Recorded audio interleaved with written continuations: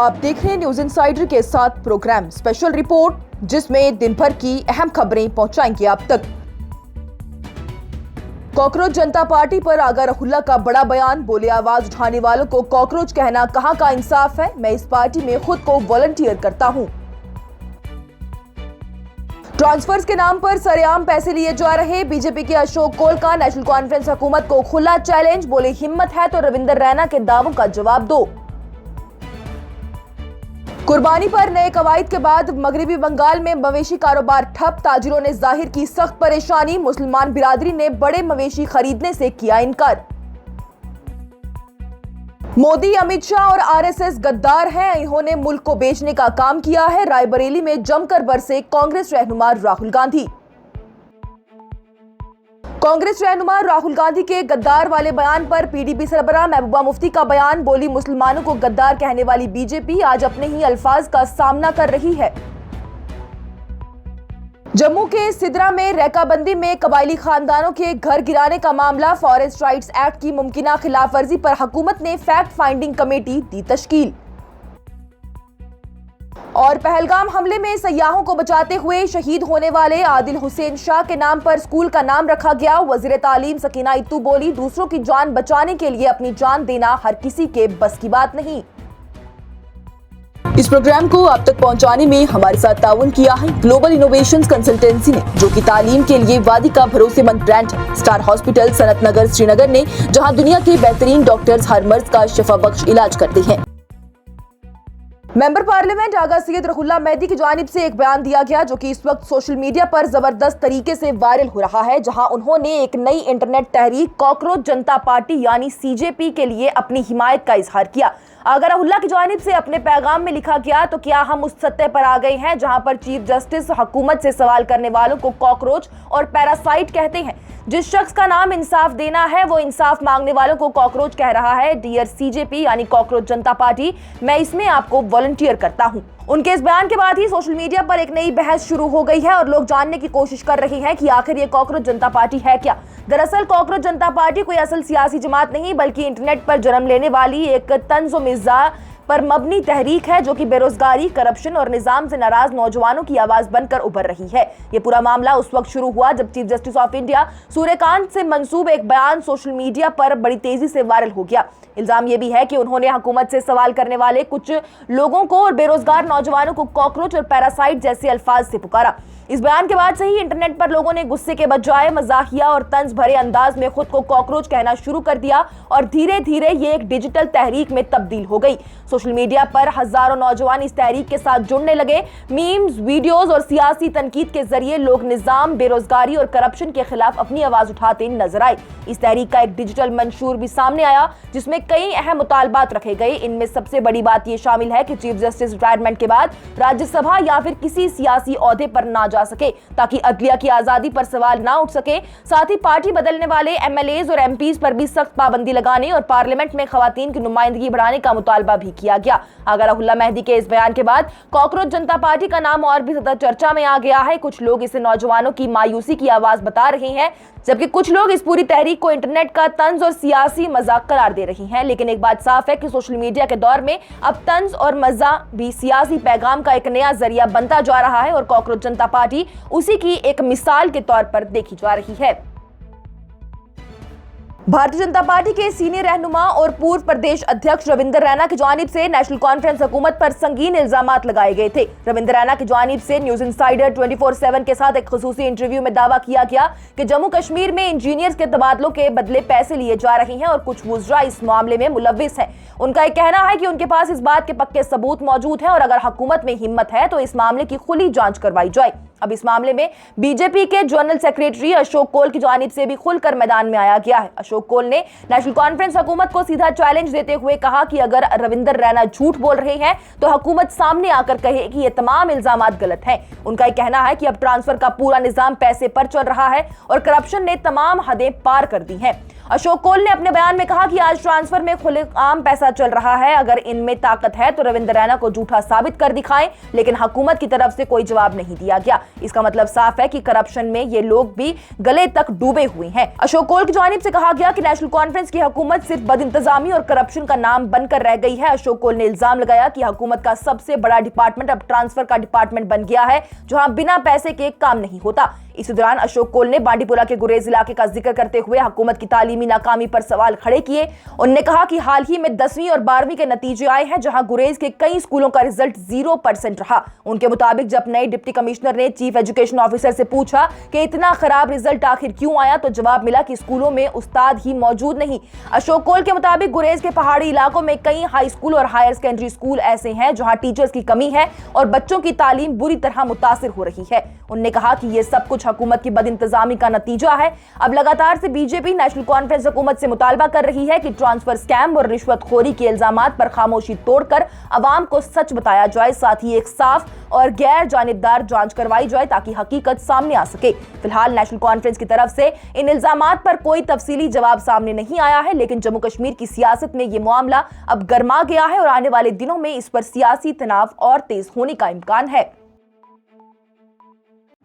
अगर आप सुनना चाहते हैं तो फिर सुनिए, बताइए। मेरे पास बहुत सारे ऐसे सबूत हैं जहां इंजीनियर्स की ट्रांसफर्स में पैसा लिया गया है और बहुत बड़ी रकम ली गई है। लेकिन अगर इस इंटरव्यू के बाद उमर साहब ने कहा कि सबूत लेके मेरे पास आइए, मैं इंतजार करूंगा कि हमसे कोई सबूत मांगे। रविंद्र रैना जी जो भारतीय जनता पार्टी के बड़े नेता है, जो भारतीय जनता पार्टी के पूर्व राष्ट्र प्रदेश अध्यक्ष हैं, उन्होंने कल वीडियो में इस बात को कहा है कि ये जो ट्रांसफर्स कर रहे हैं, एक ही डिपार्टमेंट इनका है, वो है ट्रांसफर्स का।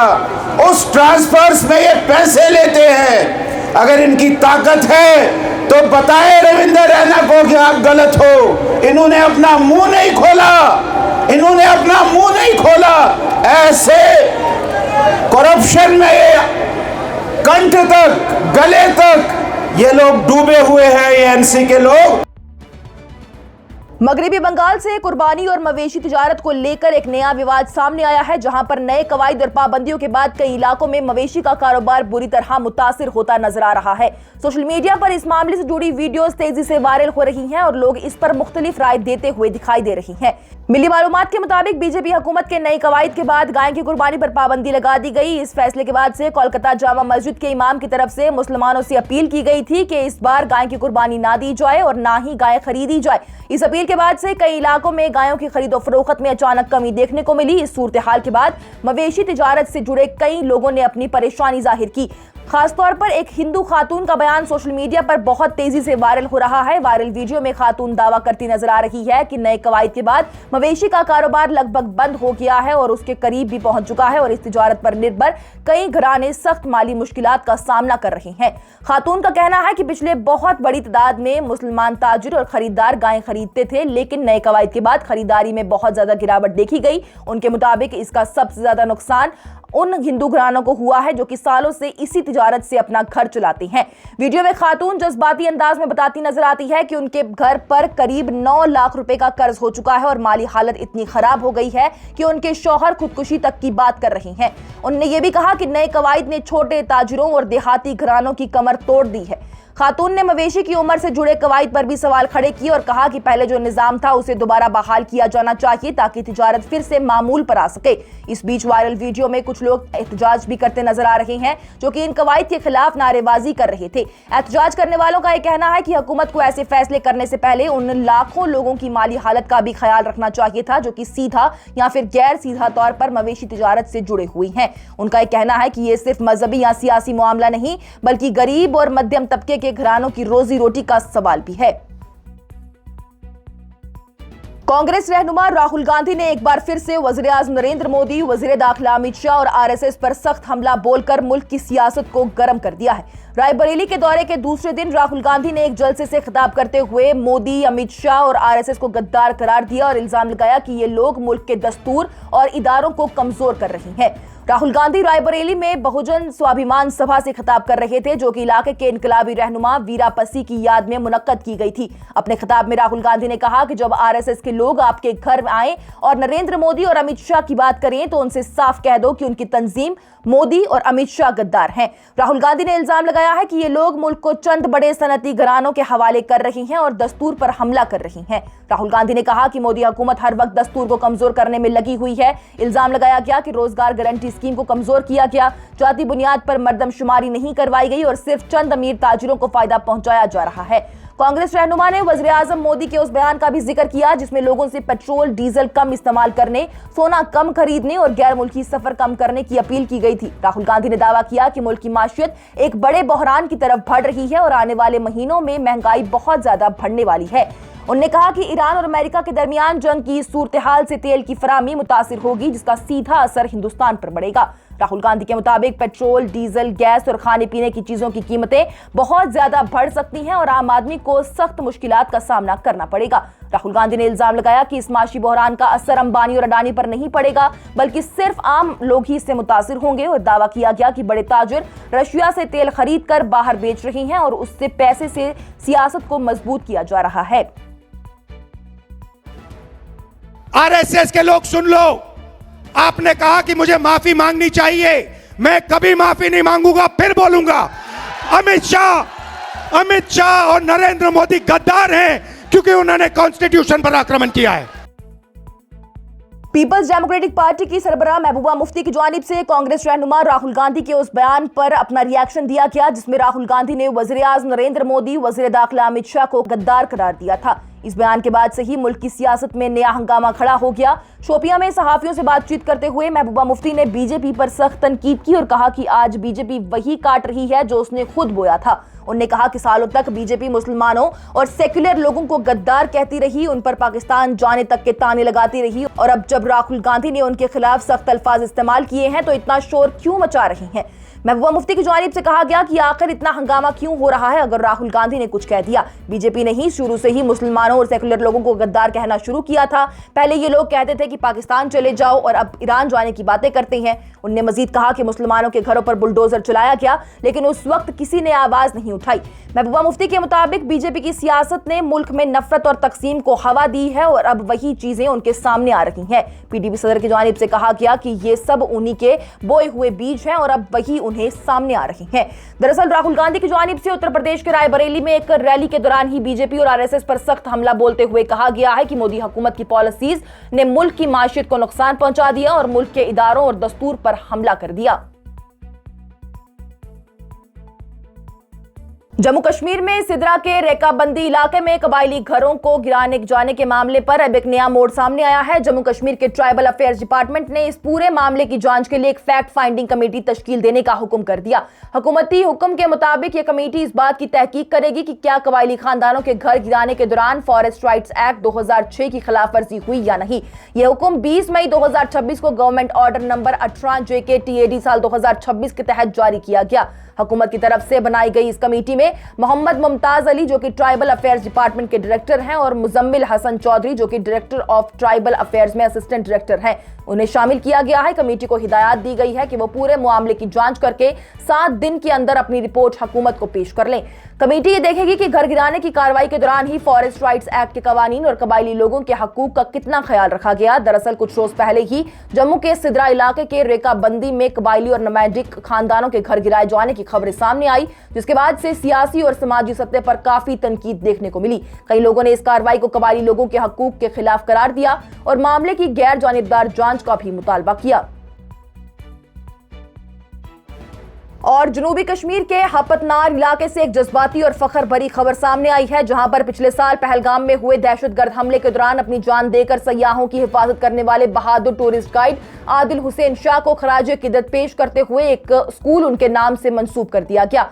हुकूमत ने हपतनार हाई स्कूल का नाम तब्दील करके अब शहीद आदिल मेमोरियल हाई स्कूल रख दिया है। इस सिलसिले में एक बाकायदा तकरीब का एहतमाम किया गया, जिसमें जम्मू कश्मीर की वजीर तालीम सकीना इत्तू भी शिरकत करने पहुंची।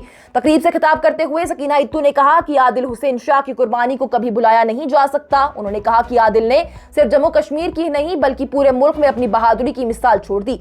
उनका यह कहना है कि दूसरों की जान बचाने के लिए अपनी जान खतरे में डालना हर किसी के बस की बात नहीं होती। वजीर ने उस दर्दनाक वाक़े को याद करते हुए कहा कि वो उसी रात हमले की जगह पर पहुंची थी और जब आदिल हुसैन शाह की बहादुरी के बारे में मालूम हुआ तो वो लम्हा बहुत जज्बाती था। उन्होंने कहा कि आदिल की हिम्मत और कुर्बानी हमेशा लोगों के दिलों में जिंदा रहेगी। सकीना इत्तू ने कहा है कि स्कूल का नाम आदिल हुसैन शाह के नाम पर रखना हुकूमत की तरफ से शहीदों को इज्जत और एहतराम देने की एक कोशिश है। उनका यह भी कहना है कि अब आने वाली नस्लें भी आदिल हुसैन शाह के नाम और कुर्बानी को याद रखेंगी। उनका कहना है कि यह फैसला आदिल के घर वालों के लिए भी एक तसल्ली का सबब बनेगा। खासतौर पर उनके वालिदैन के लिए एक एहसास रहेगा कि उनके बेटे की कुर्बानी को पूरा समाज याद रख रहा है, उनके गम को कुछ हद तक कम कर सकता है। आदिल हुसैन शाह की बहादुरी को आज पूरा जम्मू कश्मीर सलाम कर रहा है और उनका नाम अब हमेशा के लिए इस स्कूल के जरिए जिंदा रहेगा। आज की स्पेशल रिपोर्ट में इतना ही। दीजिए इजाजत। लेटेस्ट अपडेट्स के लिए देखते रहिए न्यूज़ इंसाइडर 24/7।